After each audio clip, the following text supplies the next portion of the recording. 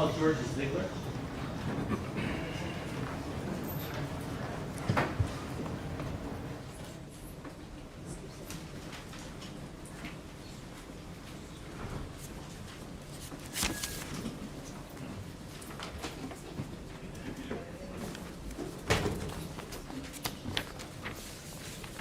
Do you recall being placed under oath yesterday? Yes. You are still under oath. Have a seat, speak directly in the microphone, spell your first and last name, please. First name Georgia, Georgia. Last name Ziegler, Ziegler. Good morning. Good morning. Please tell us where you work I work for the Michigan State Police. and what do you do for the Michigan State Police? I am a specialist that specializes in the analysis of historical cell phone records. Okay.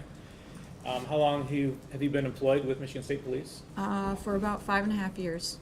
Okay. And how long have you been mapping or analyzing cell phone records? Approximately 4 of those 5.5 years. Okay. And do you have training in this area?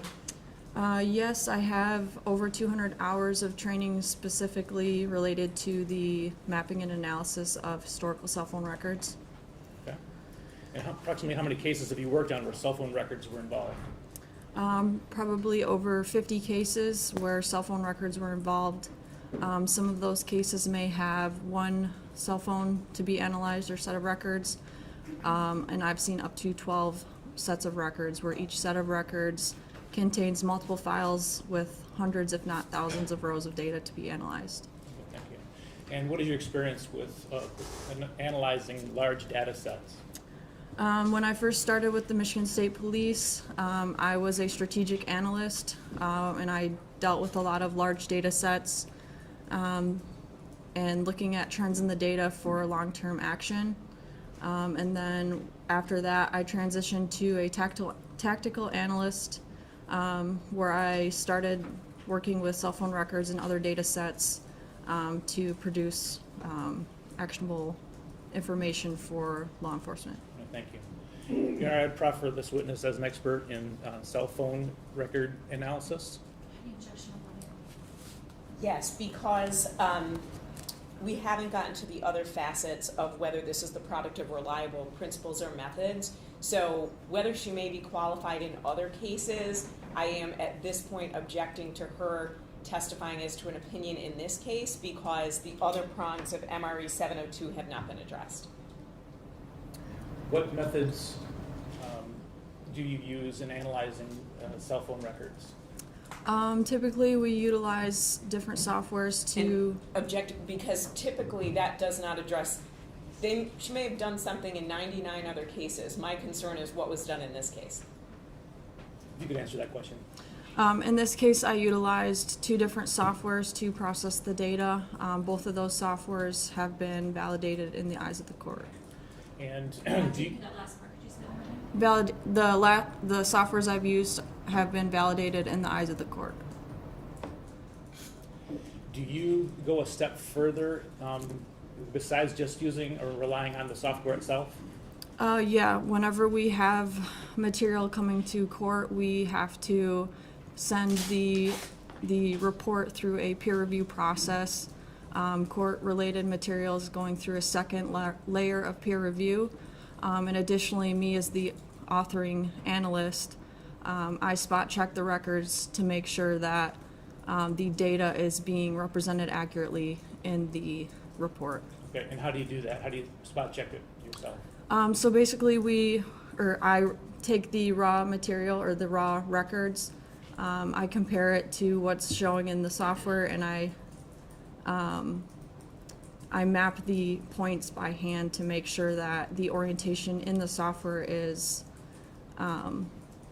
displaying correctly per the raw records. Okay, so the software gives you an answer, and you actually go and you make sure that what it's giving you matches up with a map, for example. Correct. Okay. All right. Again, Your Honor, I'd proffer her as an expert in this area. May I voir dire on a few of these points? Thank you. Ms. Ziegler, my name is Mary Chartier, and I just have a few questions for you before I ultimately get to my cross questions. You indicated that you use 2 different software programs. Correct. What are those? The first one is CellHawk, and the second one is PLX. What does CellHawk do versus PLX?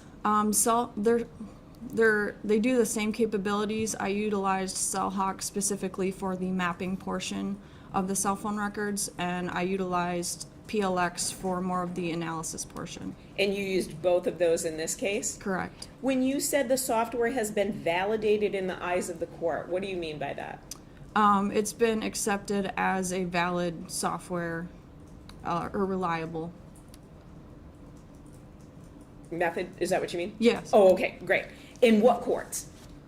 I don't know. All right, courts here in the state of Michigan? Yeah, And which ones? I'm not sure. All right. So when you said that, what was that based on? Was that based on your experience, what someone told you? Just what somebody has told me who also uses the softwares. And who's the person who told you that? Another analyst with the Michigan State Police. And who is that? Her name is Sarah Leist. Okay, so she told you that the software has been validated in the eyes of the court. What was your training on the software? I initially went through a 40-hour basic course that walks you through how the software works, and then introduces the cell phone record material. And then I've since gone through additional training sessions that pertain to the carriers, the specific carriers and what their material Who is. puts the training on? Is it another law enforcement agency, or is it the software program itself? It's the software vendors. Okay, so they sell, I just want to make sure I understand. So they essentially sell the software and then they give you training on it? Yes. You don't know, I know you said you spot check. Well, let me ask you this. How long did it take you to do the spot checking? It could take maybe an hour. Okay, so you did, in this case, it took you about an hour to do the Yeah. spot checking? And you don't know how the software is prepared by these companies. You would agree that's probably proprietary, where they didn't share like how they developed it, anything like that. Correct. And then the other question I have is, you said it was peer reviewed. Peer reviewed by who? So when we generate reports, the authoring analyst, so in this case it would be myself, does a self-review to make sure that my report is displaying accurately, and then we send it through a peer review of other analysts who process the same type of material. So who peer reviewed in this case? I had a analyst, or two analysts that peer reviewed it. Do you need their names? Yes, please. Parker DeGroot and Noel Lewis. And what did they do? They both look at my report and try and recreate the records in the software and make sure that there's nothing missing in the report and that there's no issues with how it's being displayed. Do you know when they did that? Not off the top of my head. When did you ask them to do that? I would say probably within the last 2 weeks. Okay, so somewhere in the last 2 weeks, you gave them a report, and then it came back to you where they indicated any suggestions or changes to it? Correct. Did they have any suggestions or changes to it? There's a couple changes. I know there's one timestamp in my report that had to be adjusted. It was off by 2 seconds. And then most of the other changes were just for visual purposes, for clarity. Okay, thank you, ma'am. I will continue my my objection, but I understand the court's discretion in this matter. Thank you. The court will qualify this witness as an expert for preliminary exam purposes.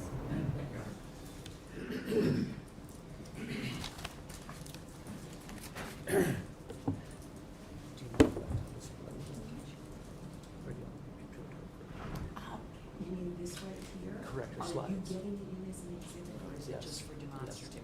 Oh, then I think you've got to. Well, it's marked, it is just for demonstrative. yes. Okay. And I don't think a demonstrative should be shown to everybody, but I'm gonna leave that to the court's discretion.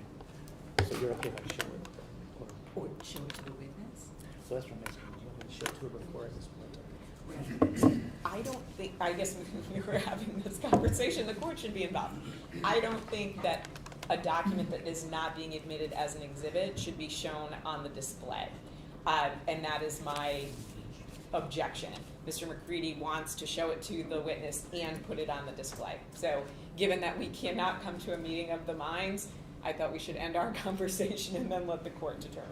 Will the court allow me to show, to display the PowerPoint presentation that the witness has put together so that the court can see it as the witness is testifying to it? Yes, I'll allow Thank you. for preliminary exam All right, showing you what's been marked as people's proposed exhibit 30. First of all, let's start with, you mentioned when you're being qualified as a witness that you reviewed certain records before you created this report. Is that correct? That's correct. Okay, what records did you look at?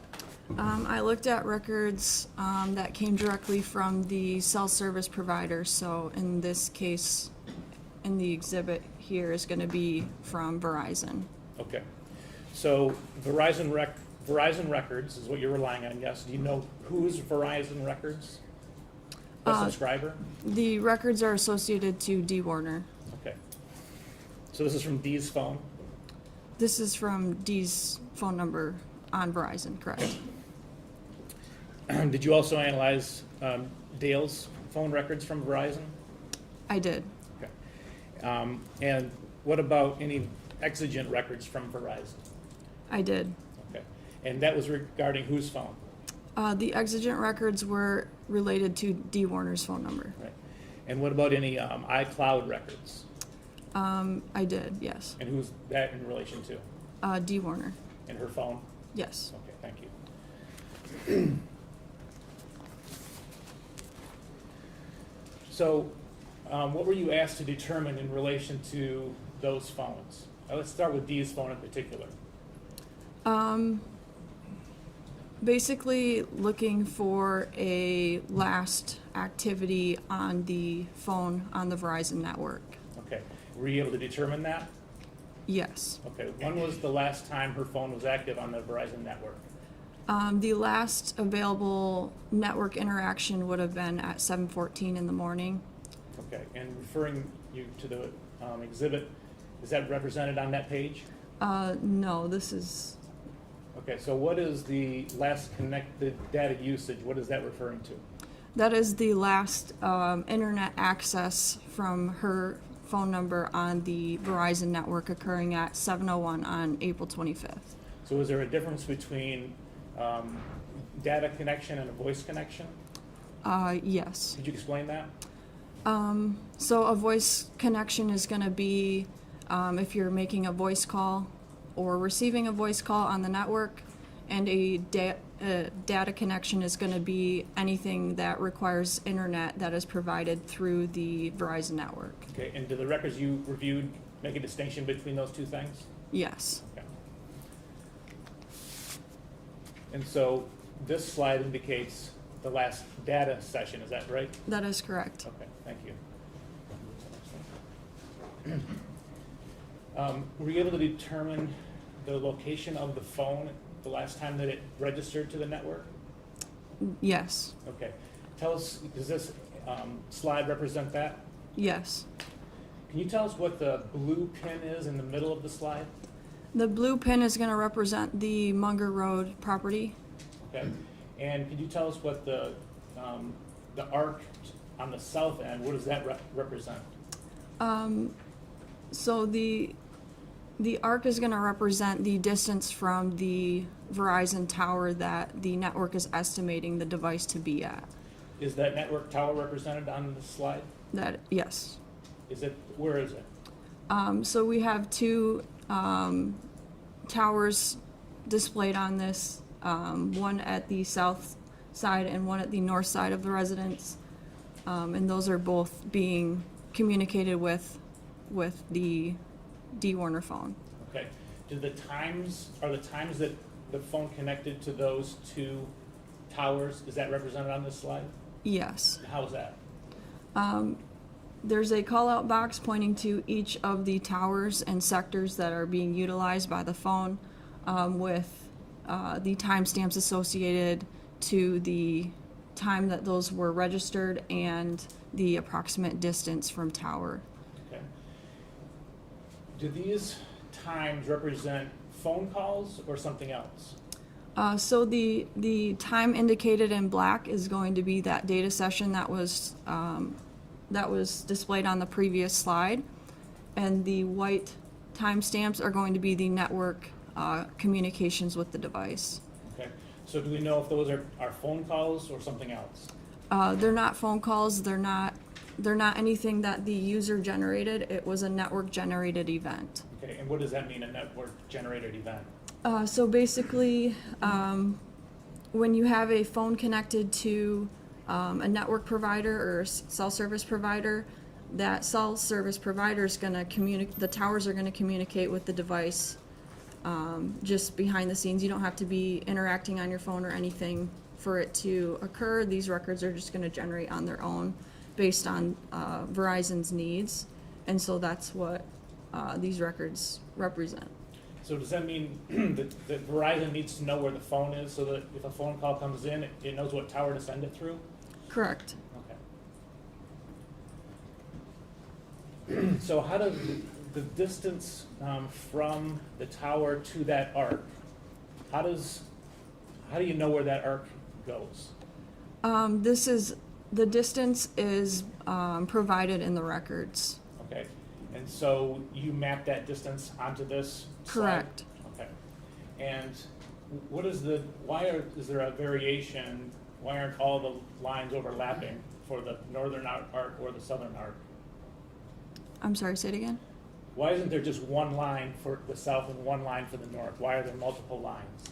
Because there's multiple transactions. Again, this is going to be the cell phone and the towers communicating, and it's based on a signal timing. And depending on what that signal timing is, it's going to give, the network's going to estimate approximate distance from that tower based on the time that it took the signal to transmit from the tower to the cell phone and back to the tower again. Okay, so the network can say, because of the time that it took to go to the phone and back from the tower, we can estimate the distance that it is away? Correct. Okay, and for each of those times, 7:04:29, 7:05:56, 7:06, there could be a different arc because there's a slight variation? Correct. Okay. Does it help that there are two towers in terms of locating the precise location of the phone? Yes. So when you have two competing towers communicating with a device, it helps narrow down the approximate device location. Because if we're just looking at one tower in the arc, it could be anywhere among that arc. However, when you have competing towers within a short time frame that are communicating with the device, where those two overlap is a more narrowed down location. Thank you. For the next one. What does this slide represent? This is a zoom in of where those distance from tower arcs are intersecting on a satellite view. Okay, and again, the satellite view is of the Munger farm. Correct.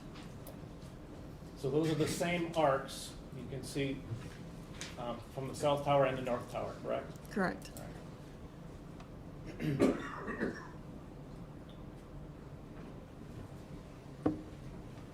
Next one.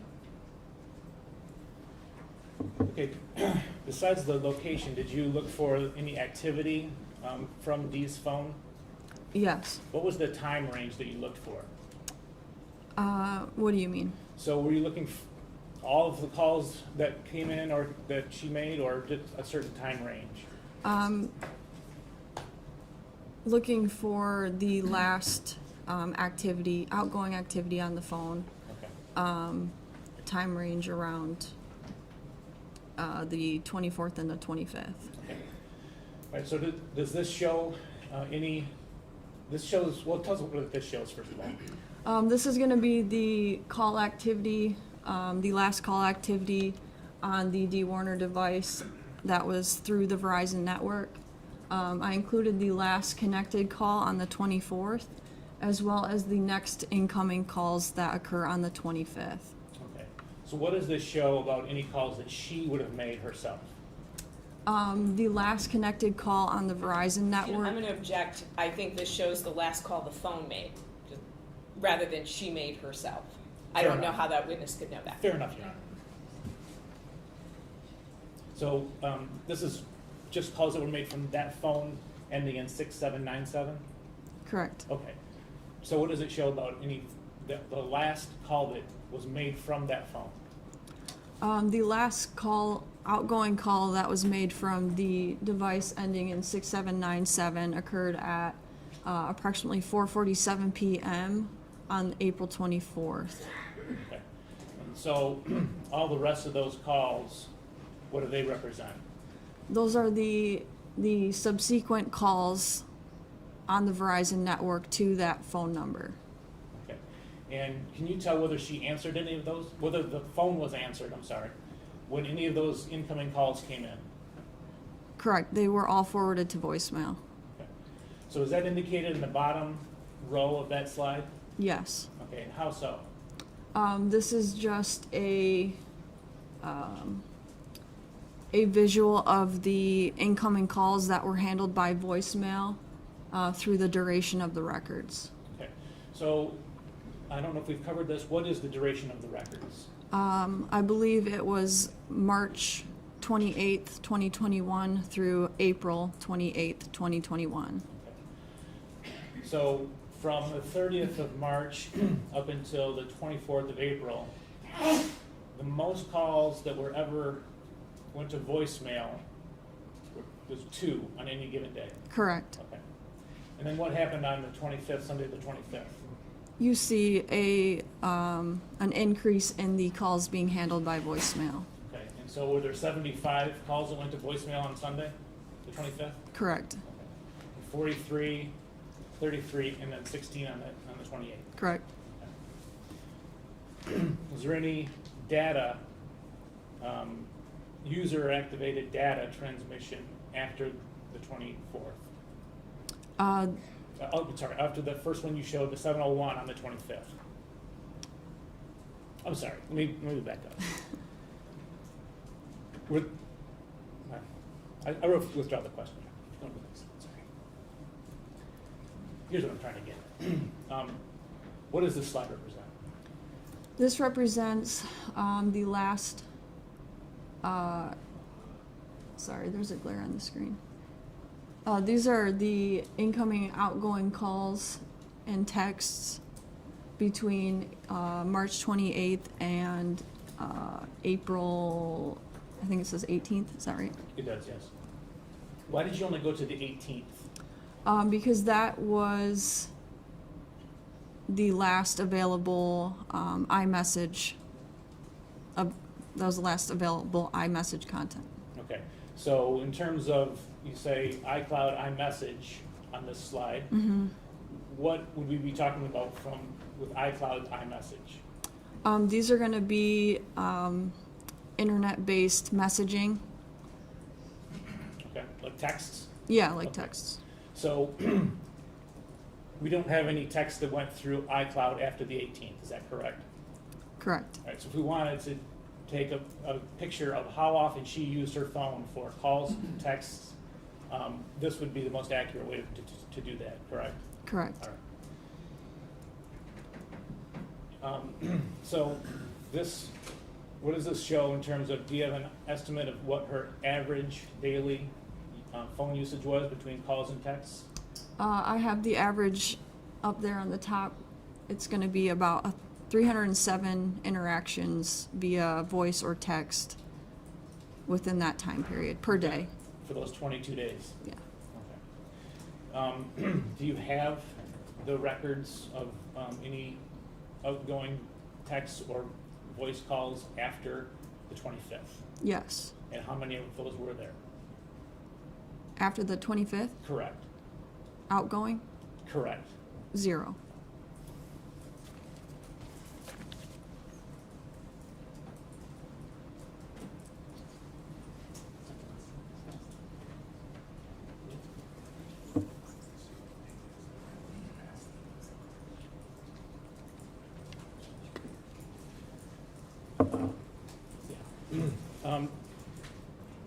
Were you able to get these without her actual physical phone?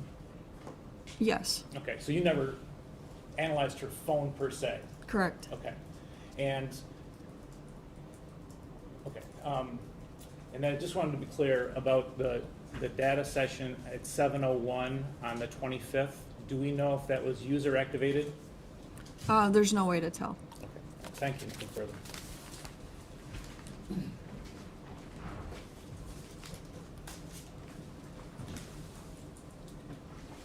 Thank you, Ms. Ziegler. I'm back again. Mary Chartier, and I've got a few more detailed questions for you. So, the exigent records that you referred to, how is that different than the other records that you looked at? The exigent records are just a sample of the available records. They're not like a full record set. So you had the full record set, and then you had the exigent records? Correct. Who determines what are exigent records, or that it's a subset of the full records? Verizon. Verizon? Yeah, How do they do that? Do you know? I don't. Okay, is it based on the request that's made from law enforcement or from you? Correct. Okay, so do you know what request was made to Verizon for that exigent record sample? Me specifically, no. Did you look at all the records or just the exigent records? Both. Both? Okay. And then do you know what the exigent records covered specifically? I believe they attempt to live locate the phone, and then when and if they cannot live locate, then they try to obtain the last available location. The phone number that you were working with that's indicated to be Ms. Warner's phone, that was one phone number Correct. that you had? Did you look at iPhone records and iPad records, or just iPhone records? It would just be, I looked at the Verizon records and then some iMessages that were available through the iCloud. Now, in your report, if I look at page 4, it indicates at the top, so there's an outgoing call on April 24th, 2021 at 16:47:05. So that's 4:47:05, correct? You have to say yes or no for the record. Yes. Were there other calls that you excluded after that call on April 24th? So were there incoming calls? This is an outgoing call, but were there incoming calls on April 24th? After 4:47? Yes. I don't think so. Do you know that for certain? I would have to look at the records again. Okay. To your knowledge, though, you included the last outgoing call, Correct. but you don't have the records to review. There may have been other incoming calls on that April 24th after that outgoing, correct? I'm sorry, let me clarify. There should be no additional calls between that last outgoing and the next incoming call on that list Okay. on the Verizon network. Now, going to your analysis of phone location, so did you request those records, or did law enforcement request the records to do the cell phone analysis? Law enforcement. Law enforcement, do you know, was it single tower, so we've got 2 towers, or was there more towers analyzing the cell phone location, so for example triangulation, or it's just that 2-tower method? How many towers did law enforcement seek records from? That's a better question, I think. I wouldn't have a number of towers because the record set covers, I believe, a month worth of data, so it could have multiple towers. On this date of April 25th that you are showing phone usage, to your knowledge, there were 2 towers. Is that accurate? Yes. And the distance between the phone and the northern tower is what? I would have to refer back to the original records. Okay, do you have it in your report here? No, I think that was excluded. Okay, so you don't know the distance between the cell tower record and the purported location of the phone. I just want to make sure I understand that. Not off the top of my head. Not off the top of your head. And then do you know the radius for that north tower? So let's even go back. Do you know how cell phones connect to cell towers? Through radio frequency. Right. Do you know the distance? So do I have to be 100 feet away or 100 miles away? Do you know, is there a radius for cell towers? There's no That would be proprietary to Verizon. We don't have any coverage per se. Oh, I'm sorry, go ahead, I don't want to interrupt you. We don't have coverage visuals or. Sure. So you don't know, so this north tower, you don't know what its connection radius is. So you don't know if I could be 10 miles away or 40 miles away, correct? Correct. And is that the same for the south tower? You don't know what that cell tower's radius is, correct? Correct. And do you know, did anyone request that from Verizon? What the radius is for either of those two towers? No. Okay. And when a cell phone connects to a tower, it isn't necessarily connecting to the closest tower. Would you agree? I would say most often it is, but it's possible that it could be connecting to a different tower that might be further away by bird's eye view, but better signal based on interference between the closer tower and the device. Now, the numbers that you put here, so for example, with the northern tower, there are 4 numbers that you put there: 7, 13, 16, 7, 13, 33, 7, 14, 05, 7, 14, 21, and then there are other numbers that you put for the southern tower.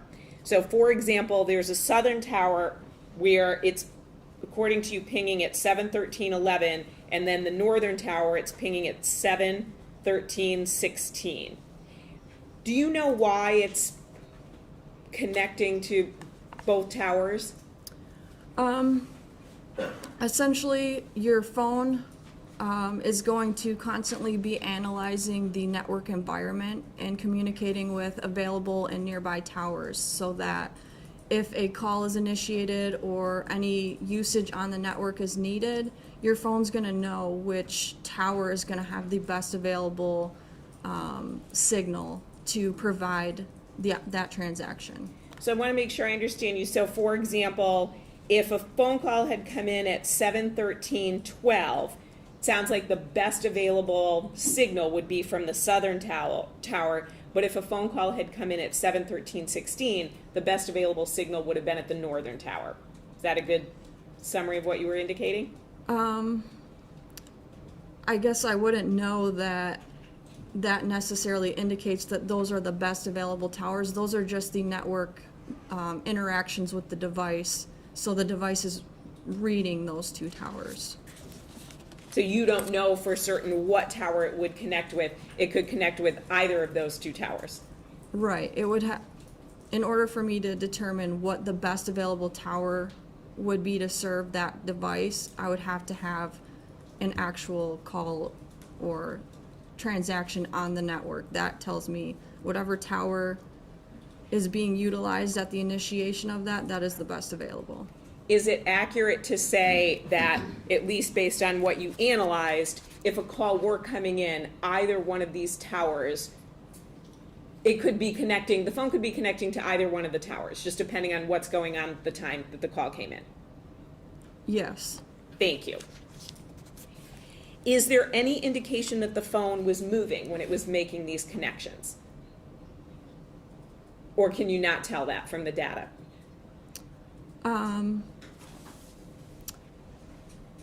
I wouldn't be able to distinguish that. Is there any disclaimer in the records that you obtained that these are estimates or based on your best available evidence, anything like that? Yes. What are the disclaimers? For the distance from tower stuff, there's a disclaimer that these are just estimates of the device location based on the network interactions. Any other disclaimers? I'm not sure off the top of my head. Now, when you talked about 418 was the last available iMessage, did I hear you correctly when you said that?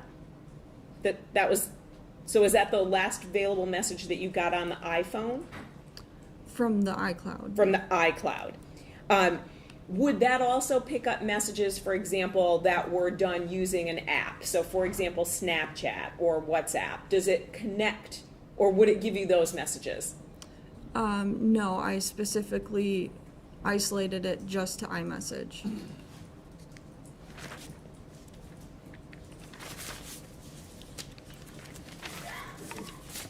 And just, I believe I asked you this question. You worked with one phone number that was given to you, correct? Associated. With Ms. Warner. Yep, to Yes. be clear. Okay, thank you. No further questions, ma'am.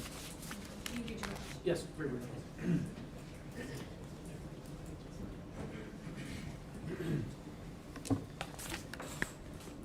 If the phone were accessing the network to send a Snapchat message or access Facebook, would that be reflected in your data? If it were utilizing the network, yes. Okay, and that's not reflected in what you've shown us? Objection, when? We've got Right. records from, or a summary from, Counsel, can you clarify? Yes, March absolutely. I'm talking about after 7 o'clock on the 25th of April. Would it be reflected in the data that you have if there was any communication from the phone through the cellular net, sorry, through the cellular network to another internet service like Snapchat? Correct. It would have shown up, and I'm asking you, did it show up? No, Okay, so there's no record of anything like that. no. Thank you. I just want to be clear. My question wasn't about April 25th, 2021. When you are analyzing messages, when you said there was nothing available after April 18th, you are not looking at Snapchat, WhatsApp, any other type of messaging system, correct? Correct. Okay, thank you, ma'am. No regret. You may step down.